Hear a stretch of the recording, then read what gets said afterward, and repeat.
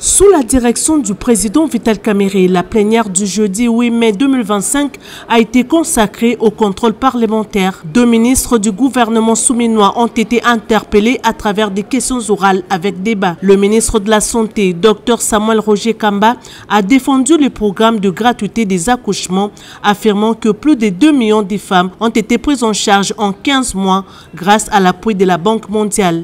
Des chiffres remis en question par plusieurs députés qui ont pointé un décalage entre ces statistiques et la réalité vécue dans leur circonscription. Le ministre de l'Urbanisme et Habitat, Crispin Mbadou Panzou, a été interrogé notamment par les députés Emile Soumaïli sur la situation d'insalubrité, les constructions anarchiques, les inondations et les manques de planification urbaine à Kinshasa.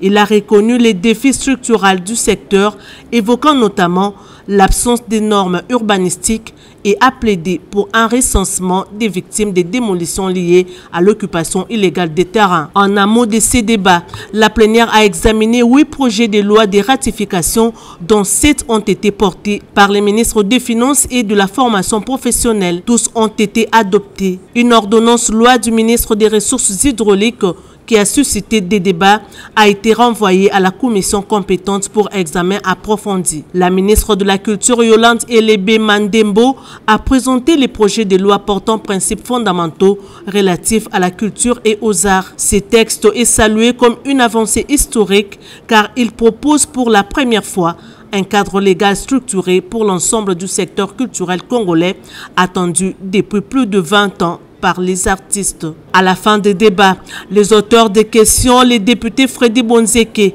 et Emile Soumaïli, encouragés par le premier vice-président Jean-Claude Chilumbay, ont félicité les ministres pour leur disponibilité tout en formulant des recommandations pour améliorer les politiques publiques concernées. Cette séance plénière s'est terminée sur une note positive et donne le ton d'un contrôle parlementaire plus actif.